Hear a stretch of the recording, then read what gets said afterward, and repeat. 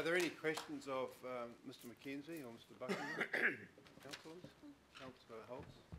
Thank you. I'm just listening to that with interest, and it's Penny here, Don, with, you know, you've put a very, very clear case, and I just checked with our staff. There's a presumption in the presentation that there will be no people with any form of disabilities in either the practice hub or the team of community brokers, and I just wondered if that's information that you've received, because from the council's perspective, the process is still at its infancy.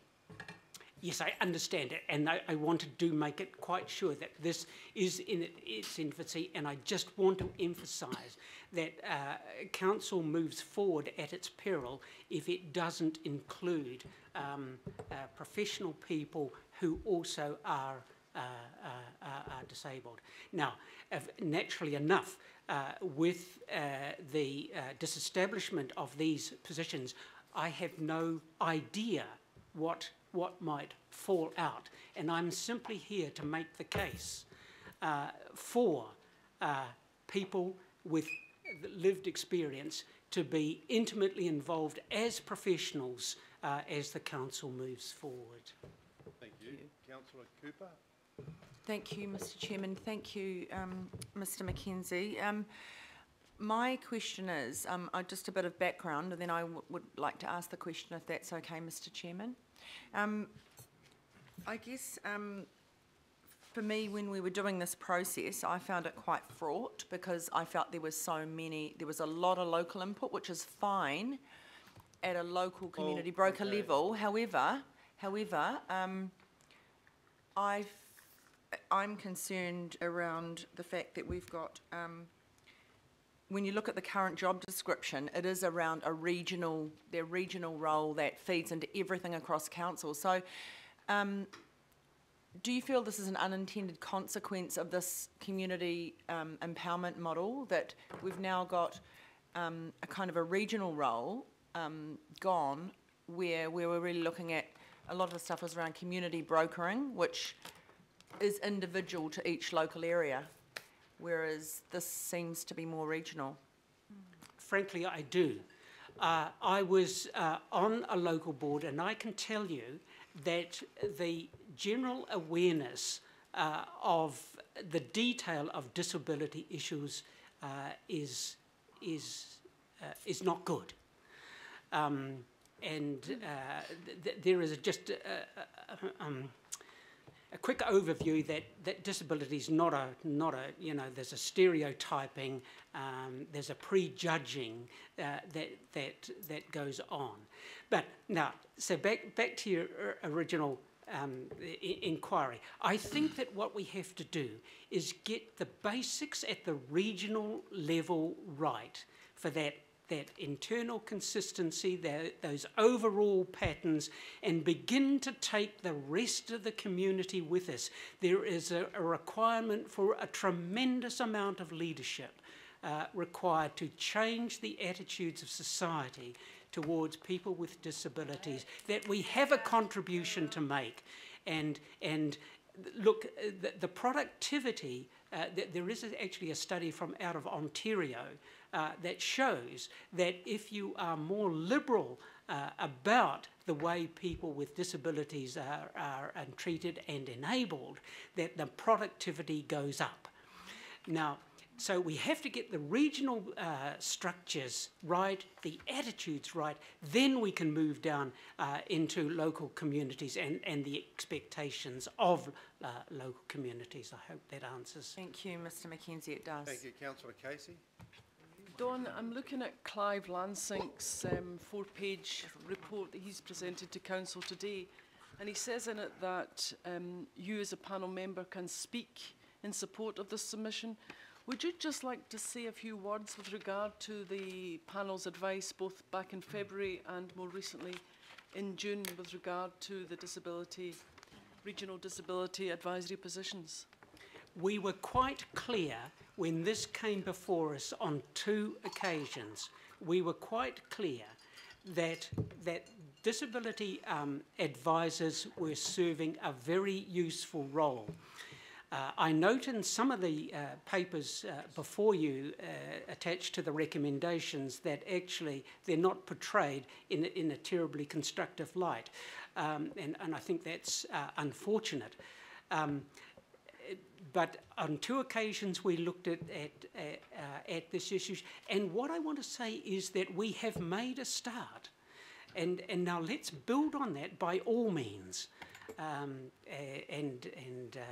If we're not quite on the right track, or if it can be done better, okay, let's do it. That's just great. But in the light of what we were, in the context that we were dealing with this issue at the time, we were absolutely adamant and fully behind the disability advisors and the work that they were doing and the connections that they were making with the community council and the CCOs, transport in particular. Thank you. Councillor Filipaina. Thank you, Chair. Don Al Filipaina. Look, I've got a question, and it's and it's around. Look, I'll put it to you. If the job descriptions that are going out for any of the positions stipulate that they have to have drawing skills, also a driver's license, but look, they need to at least outline to Auckland Council that they can get around Auckland. Would it put them at a disadvantage in regards to those 2 issues, especially if in fact it's in the job descriptions for those disability roles? Yeah, it's discrimination. So, but that said, of course, I guess you need a driver's license and you need to be able to draw, and those things are important somewhere along the line. But that is in no way to discount the abilities, the other abilities, and that's where the leadership should be. The leadership should be around seeking where people can fill the roles. Look, this is all about what people can do, not what we can't do. So let's talk about abilities, and let's focus on recommendations and council policy that focuses on abilities and maximising, as I said, the productivity and the gift that people with so-called disabilities can give to the rest of the society, because we want to. Thank you. Okay, thanks. Well, I think no other questions. I'm going to, Councillor Stewart, you've got to. Yes, thank you. Don, it's Councillor Stewart. How are you? Okay, thank you. That's good. Don, would you agree that somebody with a disability is probably they're the only people that really have a true understanding of what is needed to make the policies and you know, for the council, that that everybody at some point of time in their life, whether from the day they're born to the day they die, everybody's going to have some form of disability. That disability, the disability advisory panel and the staff that we have working for the council are probably some of the most important staff members that we have, because at some point of time, everybody, as I stated before, has some form of disability. I'd absolutely agree. Every person in this room has got a disability. Most of them are hidden. Some of us can't hide it. But what I would say about your general thesis is that we need partnership. People with disabilities want to partner with professionals. There is no question that there are some issues around the resolution of some issues that make a difference to people with disabilities, like transport, like technology, like having good ICT in that delivers information in readable form and so on. Now we need professional expertise for those positions, but the professionals need to work in partnership with the customer, with the user. If you really want to get the best out of any policy, any program going forward, talk to the customers, talk to the people on the ground. And what's more, not just once, but all the time, keep in touch with those people as those policies evolve and so on.